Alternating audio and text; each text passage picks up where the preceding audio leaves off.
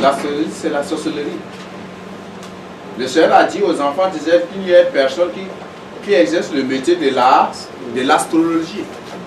Le médium, tout cela, le Seigneur a interdit à condamner tout cela. Donc, ce sont les branches de la sorcellerie. Oui. En terminale, on a un chapitre qu'on appelle la psychanalyse. C'est que nous sommes été initiés à la sorcellerie. J'ai dit que ce sont les départements de la sorcellerie qui sont transformés en matière pour enseigner aux gens. Le but, c'est l'envoûtement. Le but, c'est pour t'envoûter à vouloir cela, à être ainsi. Et à force d'étudier, tu seras aussi un psychanalyste. Donc le but, c'est pour envoûter les gens et pousser les gens à aimer cela, et après ils vont tomber constamment dans cette pratique mystique occulte. L'astrologie. Parfois, quelque temps avant, au village, on nous mettait de l'eau et on dit pour voir le soleil en train de se battre avec la lune. C'est ça l'astrologie. C'est quelque chose de la sorcellerie que le Seigneur condamne. Le Seigneur condamne cela. Donc c'est ça le métier de l'astrologie, les pratiques de l'astrologie. Et ce sont les sorciers, c'est un truc d'envoûtement. Donc je crois que tout de même, si j'oublie, vous allez me rappeler, on va prier ensemble pour briser cela et pour demander pardon. Je crois qu'au moins en notre enfance, je sais qu'au moins 90% a fait cela. Vrai ou faux?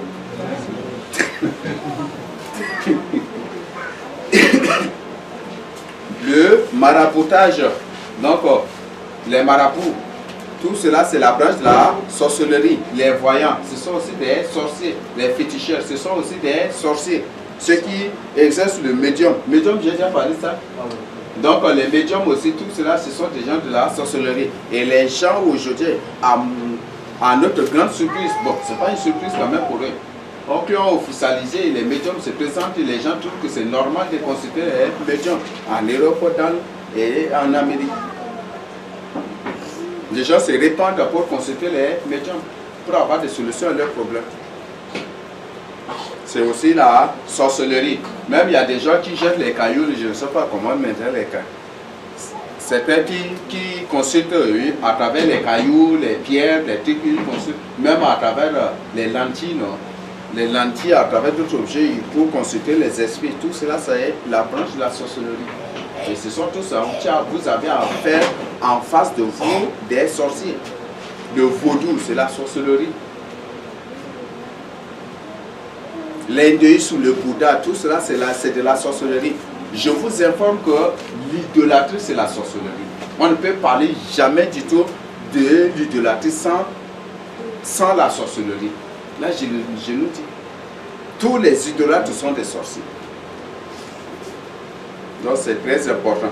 Donc, la géomancie aussi, c'est aussi branche de la sorcellerie. Donc, nous avons le catholicisme et son mystère. Aussi, c'est la sorcellerie. Le catholicisme, bon, on a parlé de la magie sainte catholique. C'est la haute magie. Et c'est cette haute magie-là qui leur a permis directement de coloniser le monde entier. Vous croyez que ces blancs qui sont venus là, on dit que ce sont les missionnaires qui sont venus, premièrement, non. Et après, les colons étaient arrivés. Vous croyez que ce sont les professeurs qui sont venus? Ce sont les catholiques, les gens du catholicisme. Ces missionnaires, ces gens qui étaient dotés de super pouvoirs, de haute magie. Et cette haute magie leur a permis de neutraliser les yamas de sorcellerie ou de magie de chaque localité. C'est ce qui leur a permis de conquérir ces nations, de conquérir les autres nations. Ces missionnaires ne sont pas ne disent pas que ce sont des gens, des évangélistes, ce sont des grands satanistes, des grands démons déguisés qui sont venus avec la magie sainte catholique pour neutraliser les pouvoirs de chaque localité. Et après, eux, des vilains collants viennent là, ils sans problème.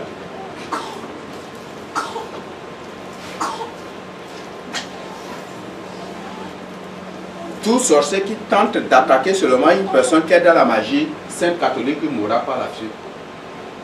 C'est une mesure de représailles comme ça. D'après le tournage, vous pouvez suivre aussi. Je nous invite à lire le tournage de Rescapé de l'enfer, vous allez découvrir. Tout sorcier qui tente seulement d'attaquer une personne qui est dans la magie, dans la sainte magie catholique, comme ils disent, hein, j'ai dit, il n'y a pas une magie qui est sainte. Ce sorcier mourra seulement. Même si le pratiquant de la sainte magie catholique ne lui fait rien, le sorcier mourra par la suite. C'est ça. Et c'est par cette magie qu'ils sont venus entrer dans chaque localité pour neutraliser, pour arranger tout. Et quand les colons sont venus, ils n'ont pas de problème.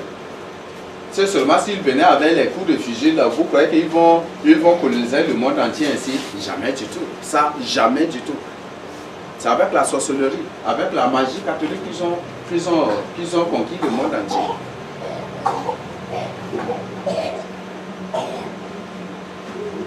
Par exemple, depuis qu'il est là, avec tous ses pouvoirs, si le pape décide qu'il meurt en une seconde, il va mourir. Si le pape décide qu'il quitte, il va quitter. C'est le pape qui dirige le monde entier. C'est pour ça qu'il dit qu'il est le père des rois. Les rois de notre époque, ce sont les présidents. Il est le vice-président, le vice-dieu. Le vice-dieu. C'est ce que le pape, c'est un titre que le pape s'est attribué. Donc il est Dieu sur la terre. Comme Dieu au ciel, quand il décide que tu meurs aujourd'hui, tu vas mourir, lui aussi c'est fait. Il dit qu'il est Dieu aussi sur la terre. Et il est vice-dieu.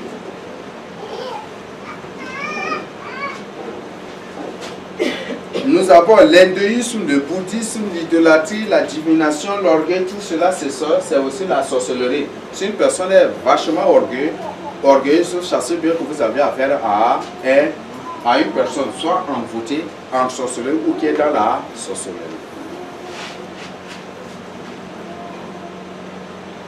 Là, c'est ce que je voudrais que nous puissions comprendre là. Donc l'idolâtrie, c'est le fruit de la sorcellerie, la divination, c'est la sorcellerie et aussi l'orgueil. Et nous allons découvrir par la suite les œuvres encore, telles que la cupidité, ça fait partie aussi.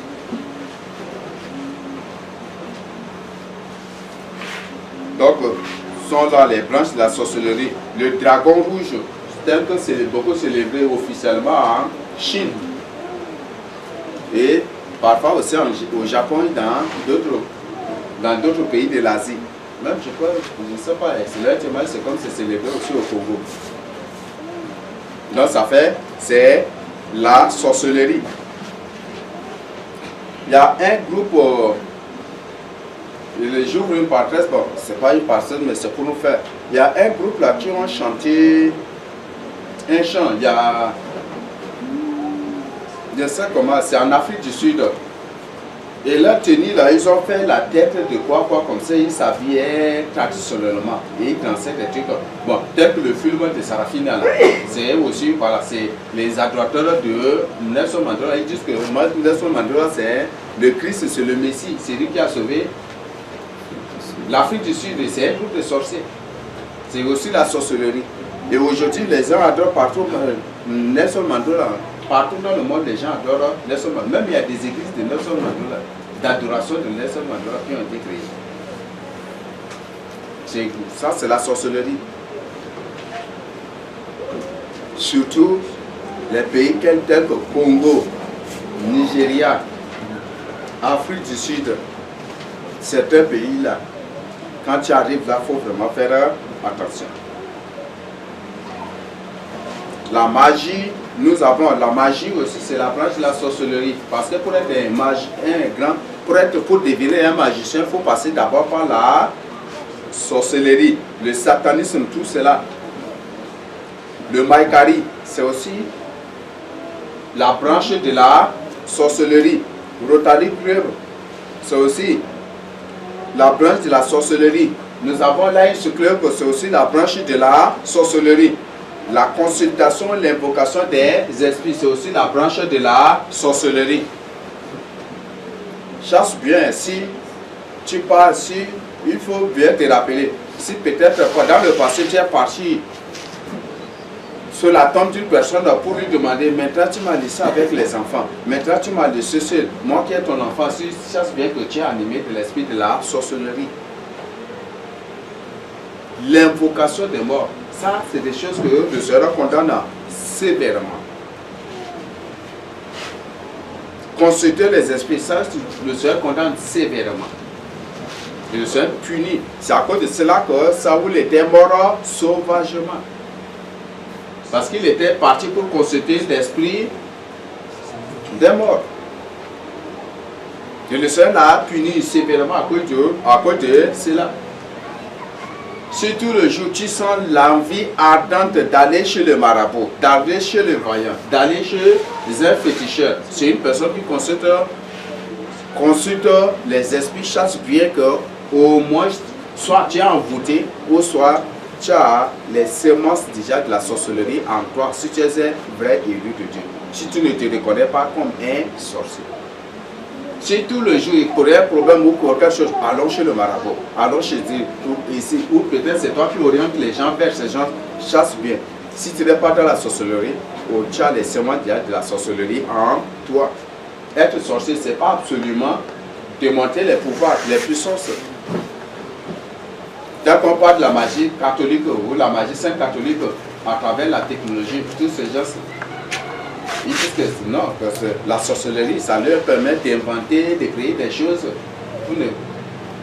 Mais ces choses qui fabriquent font du mal aussi d'une manière indirecte aux gens. C'est la sorcellerie.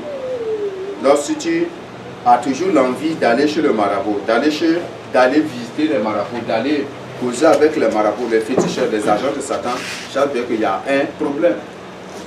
Chose bien que tu es envoûté ou toi-même tu es dans la sorcellerie. Tu as toujours la tendance de consulter peut-être les agents de Satan, les astrologues, les magiciens, les marabouts pour avoir des informations dans le cadre d'une activité religieuse ou des trucs comme ça. Chose bien que tu as l'esprit de sorcellerie en toi, l'esprit de python, l'esprit de vipère. Donc il faut te faire délivrer. Ok, je ne sais pas si sur cette partie il y a des questions à poser.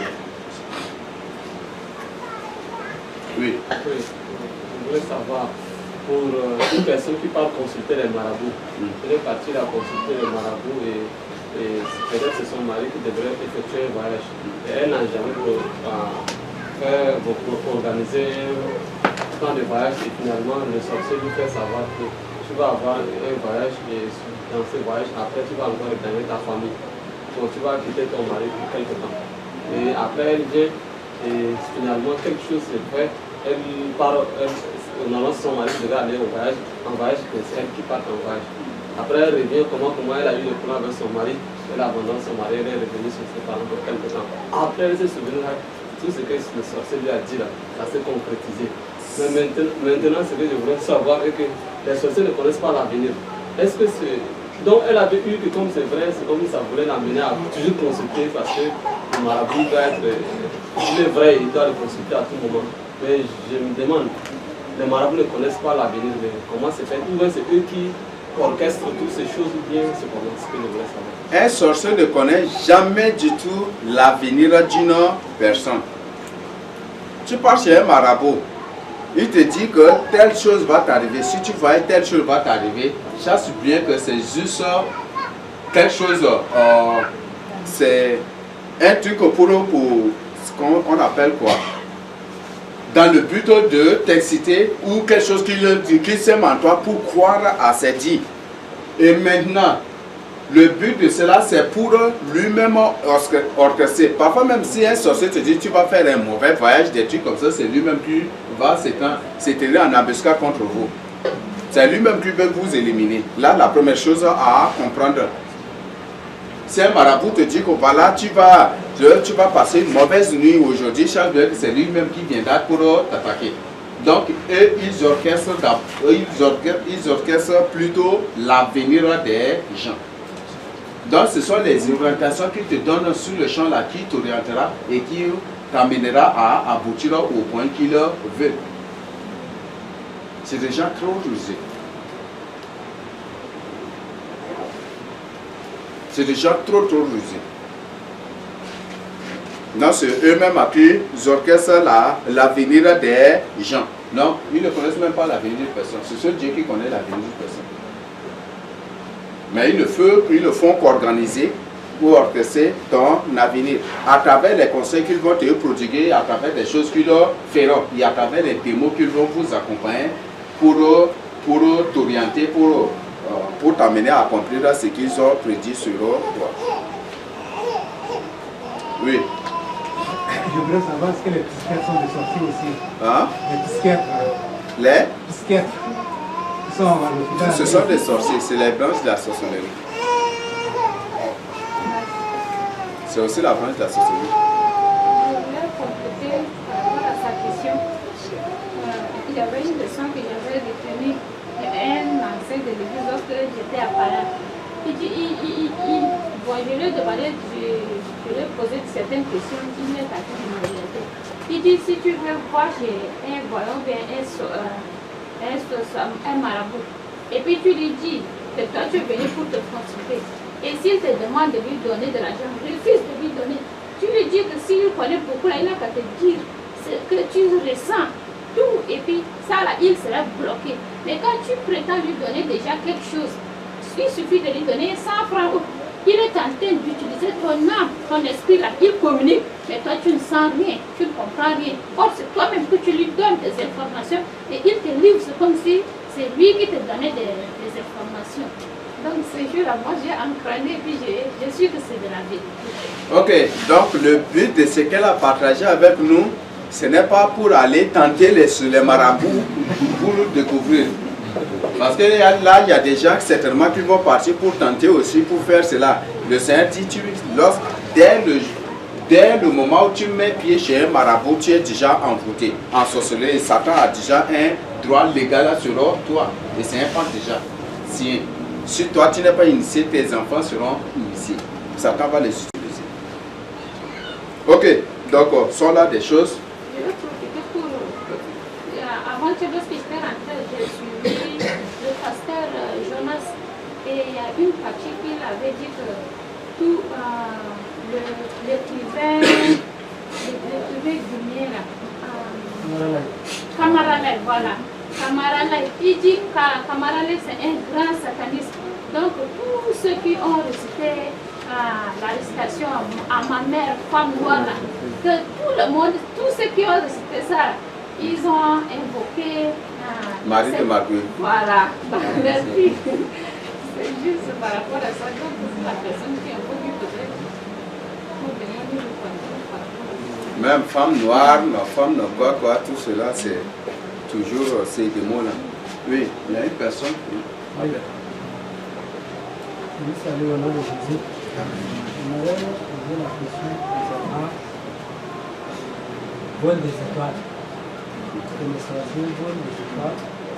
Tu peux un peu élever la voix. Les sorciers volent également nos étoiles.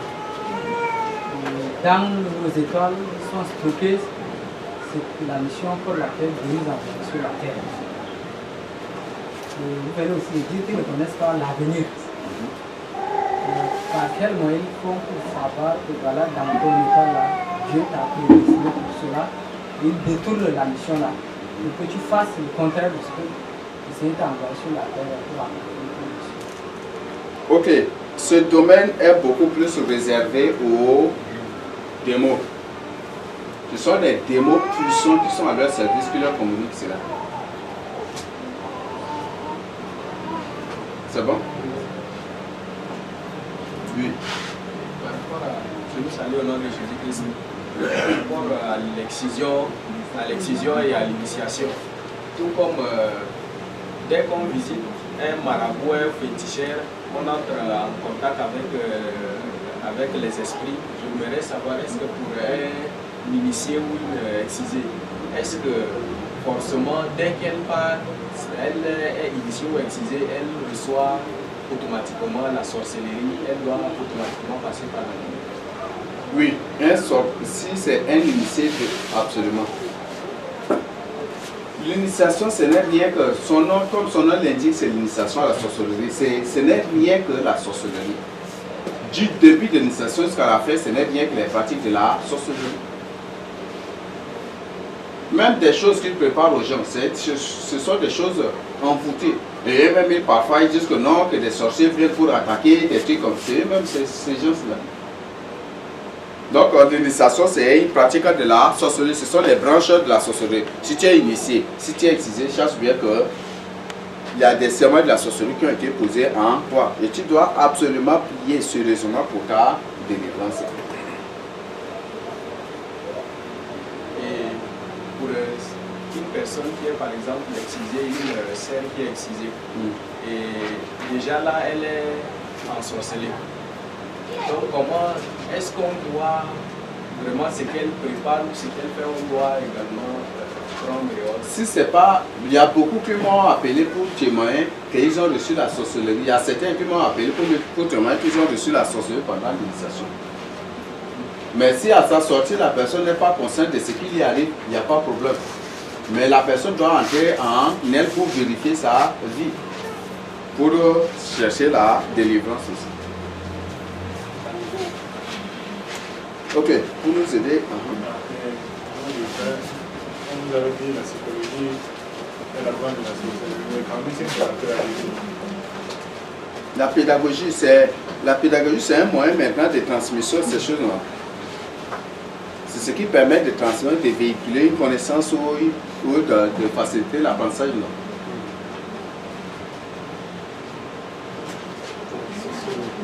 Tous ces gens de Socrate, on qualifie Socrate comme le père de la pédagogie. Il y a beaucoup, je sens que d'oublier leur nom déjà. Ce sont tous des gens, ce sont tous des grands sorciers. Jean-Paul Sartre, tout cela. C'est Jean-Paul Sartre, hein? Sartre, c'est lui qui a écrit Les Mains Sales, non? Oui, son œuvre aussi, c'est une œuvre de la sorcellerie. Parce que là, déjà, dans son œuvre, on comprend les mains sales de Jean-Paul. En lisant son œuvre, ce que tu découvres, c'est la promotion du mensonge. Le mensonge, c'est le domaine de la franc-maçonnerie, de la sorcellerie. Mentir pour rien. Mentir, c'est ce que nos politiciens appliquent aujourd'hui. La vérité, là, ils savent bien, mais ils vont mentir pour pousser les gens au mal. Ou dans le piège aussi.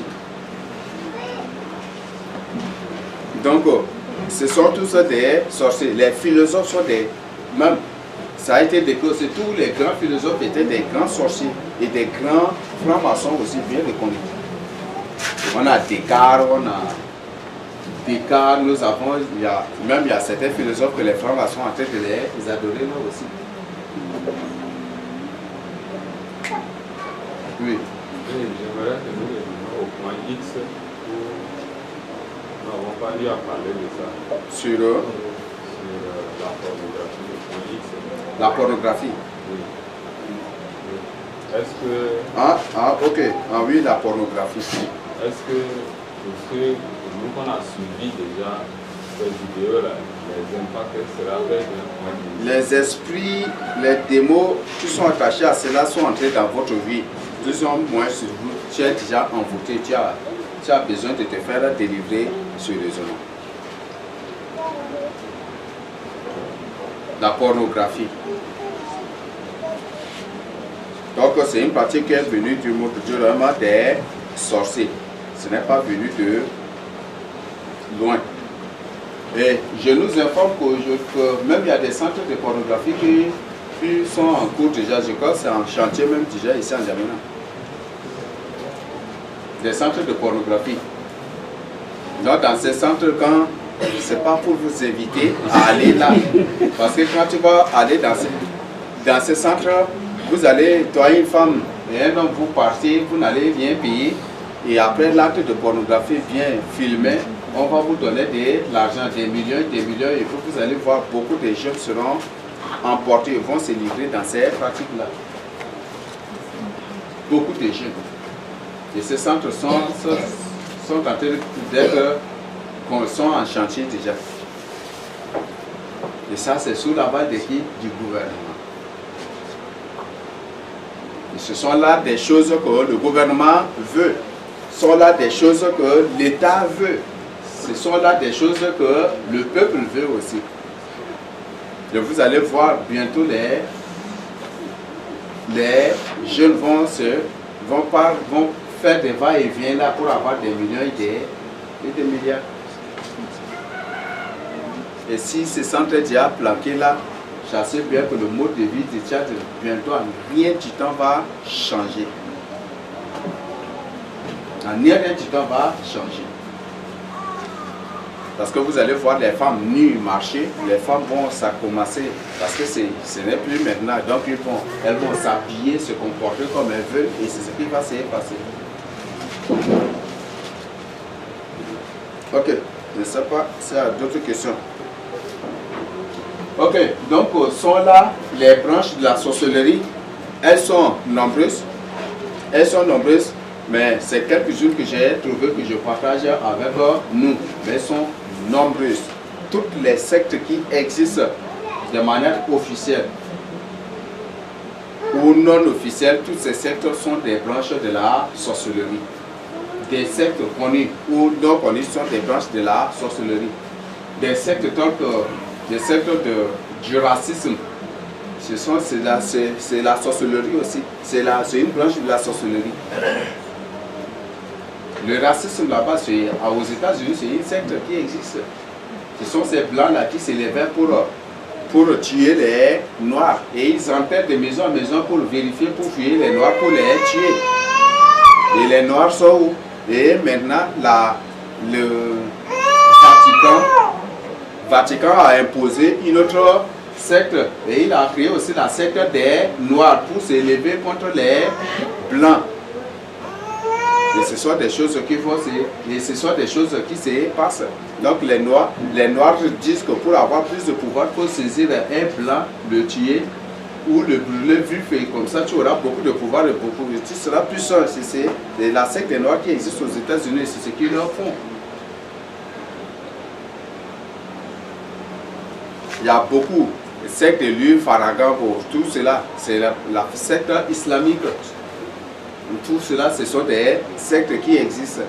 Il y a beaucoup de sectes qui existent que nous ne connaissons pas leur nom ici. Donc nous avons plusieurs branches de la sorcellerie. Et comme je ne connais pas tout, ce sont des choses que je comprends, des choses que le Seigneur m'a communiqué, m'a révélé, que je partage avec nous. Mais s'il y a d'autres choses que vous connaissez aussi, vous pouvez, je nous accorde ce temps pour les partager avec nous. Et s'il n'y a pas aussi, on va continuer au point 12. La cruauté des sorciers. Quand on parle de la cruauté, de la méchanceté, la cruauté c'est le haut degré, le haut niveau de la méchanceté. Le sorcier n'est pas seulement méchant, mais c'est un homme cruel. C'est une personne trop cruelle.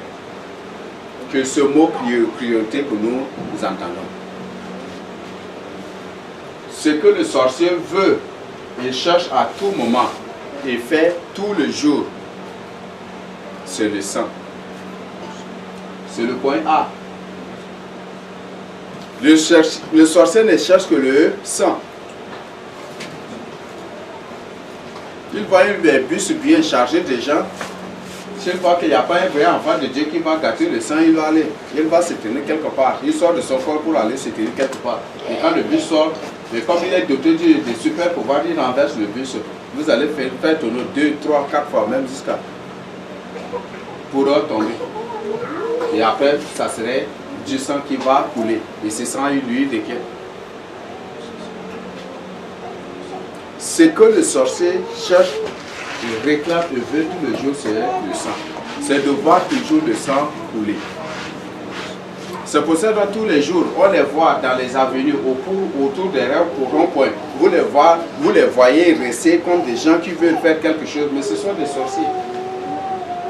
Par exemple, vous partez à Combra, vous les voyez assis là autour des ronds-points. Et après, quand ils se lèvent, c'est des accidents. Jamais vu. Les gens vont, c'est des sangs qui vont trouver. Et dans ça, on dit que la sorcellerie aide le pays à se développer. Que la sorcellerie contribue au développement du pays. La sorcellerie n'aide jamais du tout. Satan n'aide jamais du tout l'homme à s'épanouir. Jamais du tout. C'est ce que tu as que Satan va prendre pour exploiter, pour te donner, après il t'élimine par la suite. Satan ne donne rien. Satan connaît ton étoile. Si dans ton étoile, c'est ce que ta destinée, là, Satan connaît dans ton étoile. Donc quand tu viens auprès de lui pour avoir des pouvoirs, ce sont les pouvoirs, ce sont des choses qui sont en toi, qui sont les pouvoirs de Dieu qui sont dans ton étoile, que le Seigneur t'a donné déjà. C'est cette onction-là que Satan va transformer, va maudire et te donner. Tu vas croire que c'est lui qui t'a donné alors que c'est quelque chose qui est déjà dans ta destinée. Et il te le donne. Et tu vas croire que Satan m'a donné le pouvoir de faire ceci. Alors, c'est quelque chose qui est déjà, c'est quelque chose qui est simple, qui est déjà dans ta destinée. Et comme toi-même tu es parti auprès de lui, il a pris sur ça pour transformer et en une chose maudite ou en une chose consacrée et dédiée au mal pour te donner. Alors ce que Dieu t'a donné c'est pour le bien. Lui va transformer en une chose du mal, en un instrument du mal pour te donner. C'est juste ça ce que Satan fait. Satan ne donne jamais de pouvoir. Ce sont les choses, l'onction, c'est ce qui existe dans ton étoile là que Satan transforme en un instrument de mal et il te donne. Il te donne pour aller exercer contre les gens. Jésus, ça c'est. Ce que Satan veut, c'est toujours ce que les sorciers veulent, c'est toujours le sang. Soit il vous manipule pour que vous vous boxez et qu'en vous boxant, le sang coule, c'est ça là, c'est qu'il veut. Ou il reste avec vous, il vise une personne, peut-être une personne qui n'est pas vraiment dans la crainte de Dieu, il se met à sucer son sang. Il aime toujours le sang. Le sorcier aime toujours le sang. Il voit toujours le sang couler. Et si le sang coule, il est très content. Si le sang ne coule pas, il est furieux. C'est ça l'activité d'un sorcier. Donc c'est ce que le sorcier veut premièrement. Et après c'est la chair humaine, le cannibalisme. Dans leur ami ne se nourrissent que de la chair humaine et du sang humain. Ce sont leurs sucreries. Et c'est ça leur viande dans le rang de Satan. Même Satan lui-même ne se nourrit que du sang humain. Les démons ne se nourrissent que du sang humain et de la chair humaine. Voir toujours le sang couler. Tuer une personne pour manger sa chair, c'est ce que le sorcier fait. Donc, c'est ça la priorité des sorciers.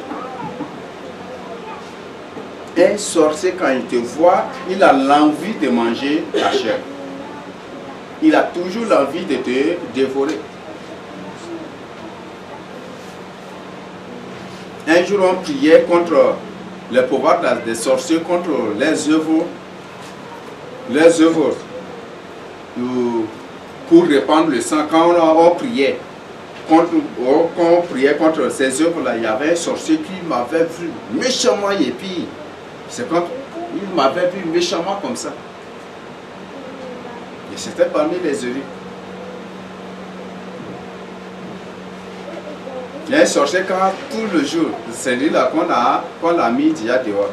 Tout le jour quand on prie contre le sorcier là, et quand chaque fois que le Seigneur nous révèle ses œuvres et qu'on se met, on expose de manière très subtile pour prier, il va rester là, il va frapper, il est en colère. Il dit, mais comment il est en colère?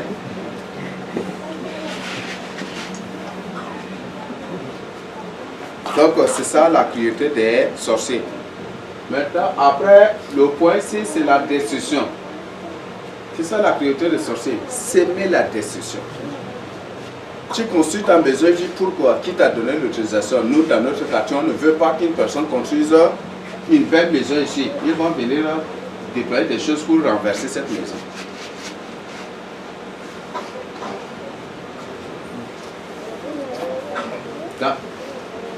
Donc, dans certains pays, dans certains quartiers, dans certains carrés, les sorciers ont décidé, certains quartiers qu'on les voit toujours pauvres, même si au sein de la capitale, on les voit toujours pauvres. Ce sont les sorciers qui ont décidé.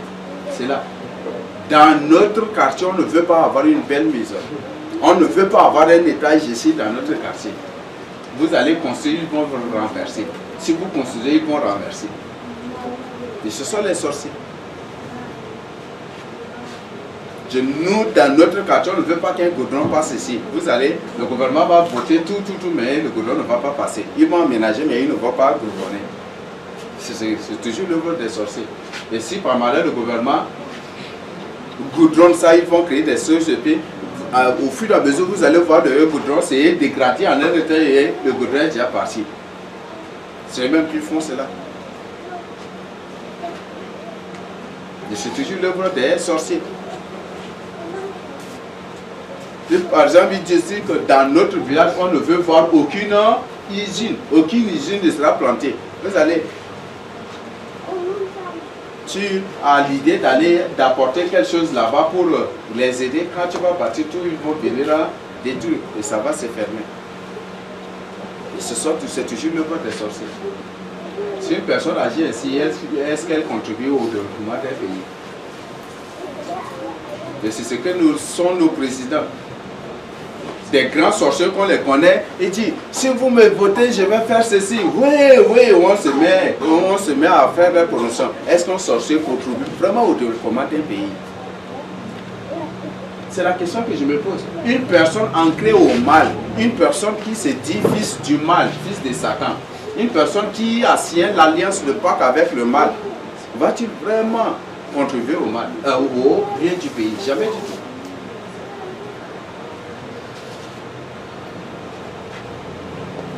Parfois, ça me fait rire, toucher. Quand on dit que non, là qui est mieux, non, ça dit, non, débit, c'est déjà le même carton.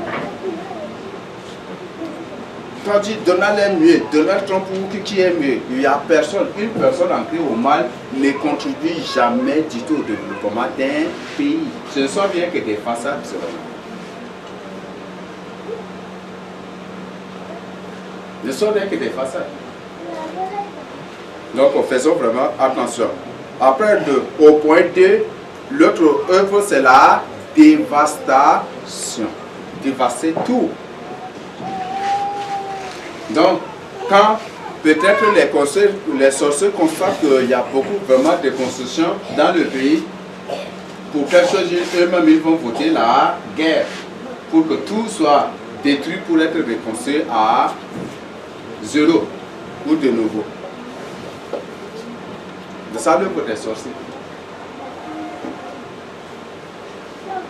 Peut-être il y a un projet de construction d'un pont, c'est eux-mêmes qui vont se déployer pour attaquer.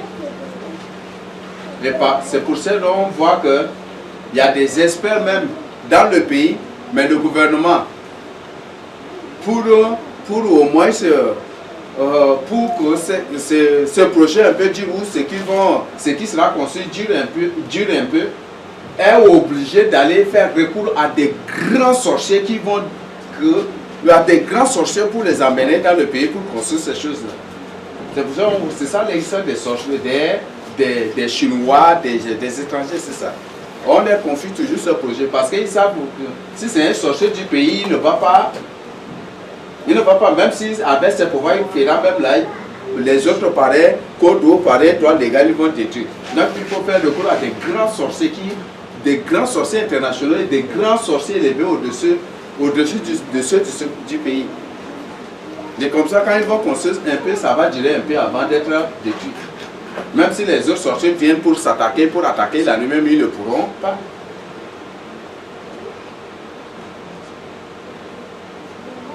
Il y a beaucoup de choses qui se passent. Leur priorité aussi, c'est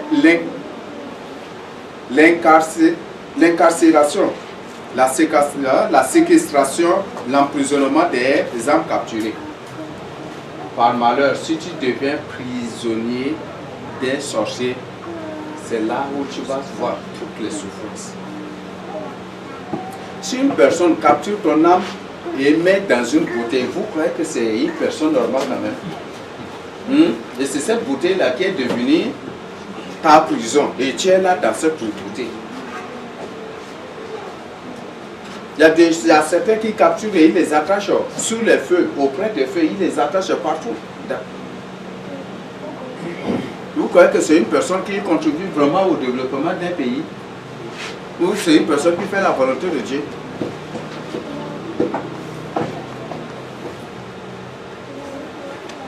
Donc, c'est des gens qui sont ancrés, ils sont, je ne sais pas, eux-mêmes là, en personne, sont le mal. Ils sont le mal. Ils sont le mal plus que Satan lui-même aussi. Donc, la cruauté des sorciers, ce n'est pas vraiment à déterminer. Les tortures impitoyables, si tu emprisonnes déjà, si tu te prennent comme le prisonnier, des façons qu'ils vont te torturer. Par malheur, si tu es victime encore des sorciers, ça c'est le pire. C'est le pire.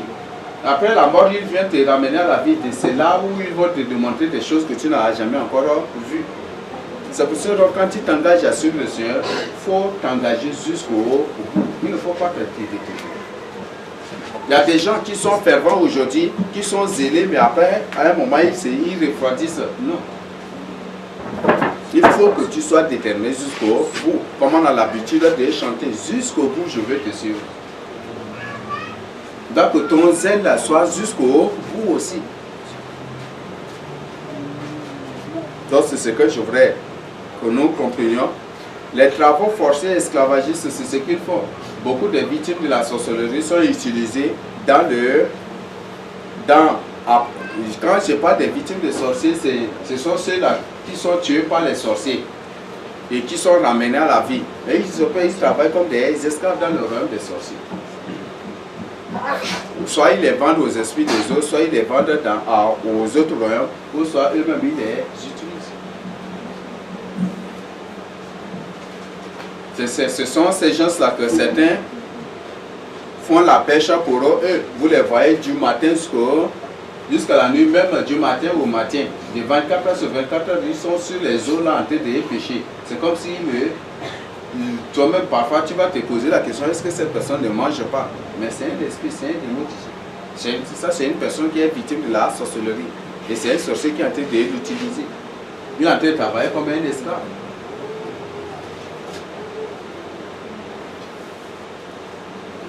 Donc, c'est ça la priorité des sorciers.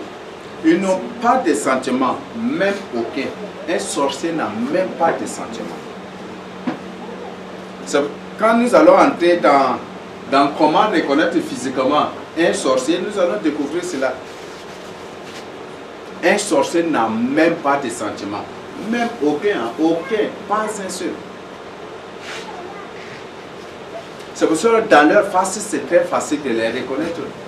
Toujours triste, toujours en colère, toujours furieux. Un visage toujours crispé, un visage toujours comme une personne dessus, des trucs comme ça. C'est très facile. C'est très facile de reconnaître un sorcier.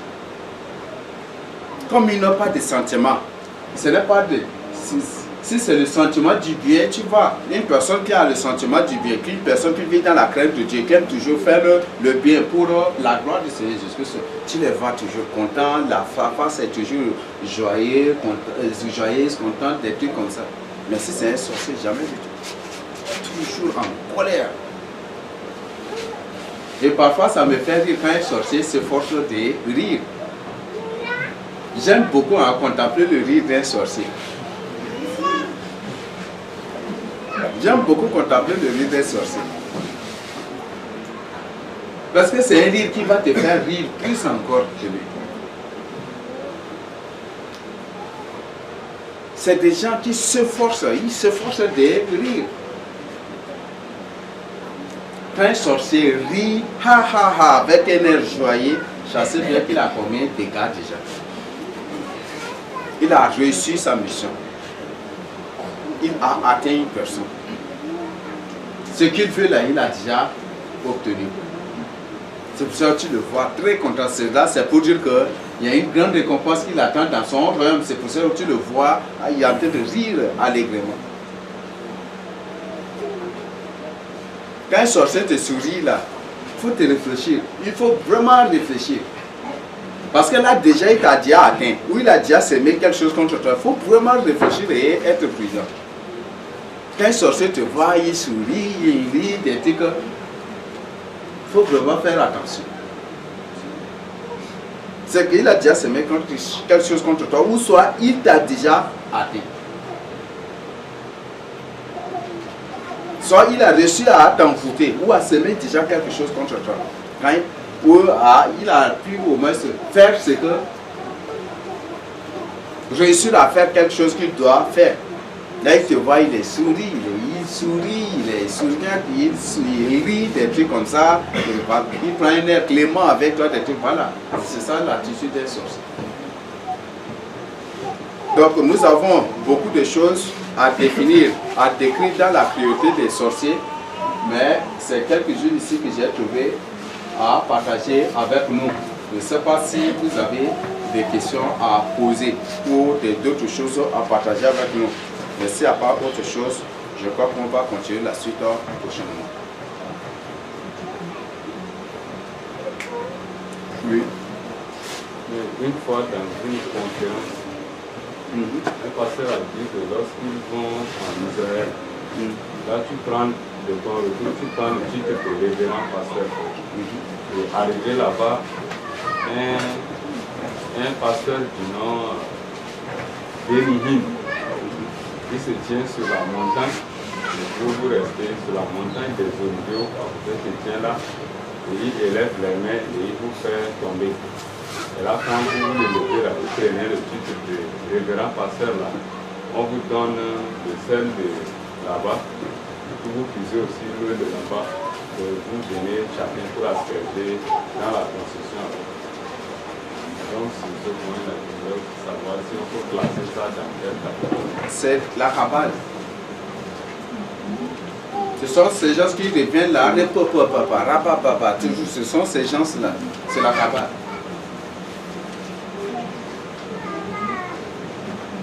Donc ce sont des gens qui sont dans la cabale et ils se sont fait initier déjà dans la cabale. Dans la Bible, je n'ai pas entendu parler de révérend pasteur, on ne sait pas.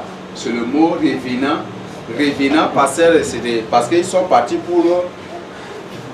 pour être crucifiés pour Satan, ils sont revenus à la vie et c'est comme ça ils se sont attribués diaboliquement ce titre-là, on ne sait pas. Non, normalement, ils devaient, peut-être c'est à les appeler des révérends pasteurs, là au moins c'est parce qu'ils opèrent là comme des démons, comme des esprits au service de Satan. Mais ce titre, comment révérend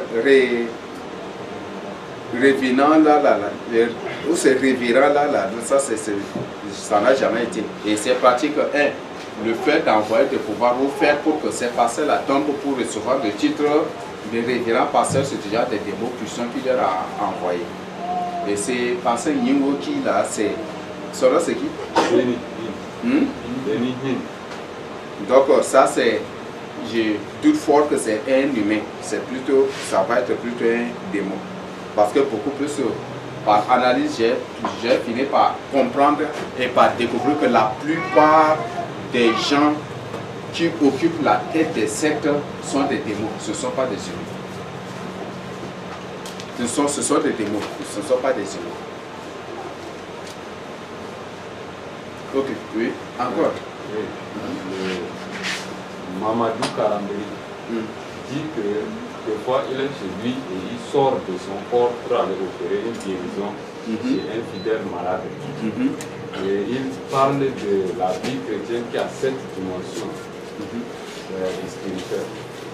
Les 7 mondes de Satan. Donc ça c'est à comprendre là déjà. Mamadou Karambiri travaille pour le compte de Satan. Il n'est pas un enfant de Dieu.